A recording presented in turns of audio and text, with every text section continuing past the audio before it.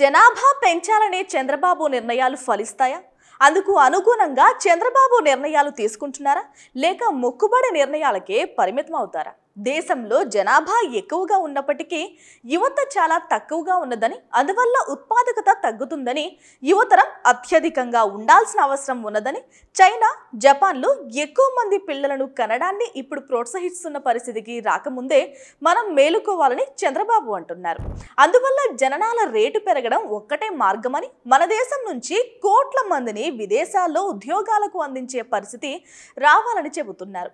యువత పెరగాలి, యువ మానవ వనరులు పెరిగితే అన్ని రకాలుగా అభివృద్ధికి అది కారణమవుతుంది అన్నదే చంద్రబాబు మాట. ఈ వాదన సబబుగానే అనిపిస్తుంది.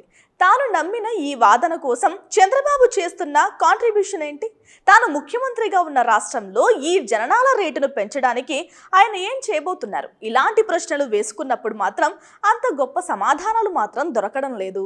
చంద్రబాబు ఈ దిశగా ఇప్పటిదాకా తీసుకున్న గొప్ప నిర్ణయం ఏమిటయ్యా అంటే, పంచాయతీ ఎన్నికల్లో 2 కంటే ఎక్కువ పిల్లలు ఉన్నవారు పోటీ చేయడానికి అనర్హులుగా సూచించే అంశాన్ని రద్దు చేస్తూ ఆ చట్టాన్ని సవరించడం మాత్రమే. ఈ ఒక్క చర్యతో ఎన్ని కుటుంబాల్లో అవగాహన పెరుగుతుంది, ఎంత జనాభా పెరుగుతుంది? రాష్ట్రంలో ఉండేది 13,000 పైచిలుకు పంచాయతీలు. వీటి పాలకులుగా పదవులు కోరుకునే వారికి తప్ప ఈ చట్ట సవరణ బిల్లుతో ఎవ్వరికీ పని లేదు.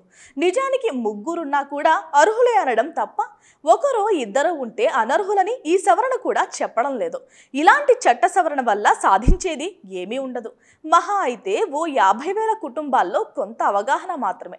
అలా కాకుండా దంపతులకు పుట్టే 2వ బిడ్డకు లేదంటే 3వ బిడ్డకు ప్రత్యేకంగా ఏమైనా ఇన్సెంటివ్స్ ను ప్రభుత్వ పరంగా ప్రకటిస్తే ఏమైనా అదనపు ప్రయోజనం ఉండొచ్చు. అలాంటి క్రియాశీల ఆలోచనల జోలికి వెళ్లకుండా ఏదో మొక్కుబడిగా చేశామన్నట్టుగా చెప్పుకోవడానికి ఇలాంటి చట్ట సవరణ పనికి వస్తుందని పలువురు అభిప్రాయపడుతున్నారు. Please subscribe .news.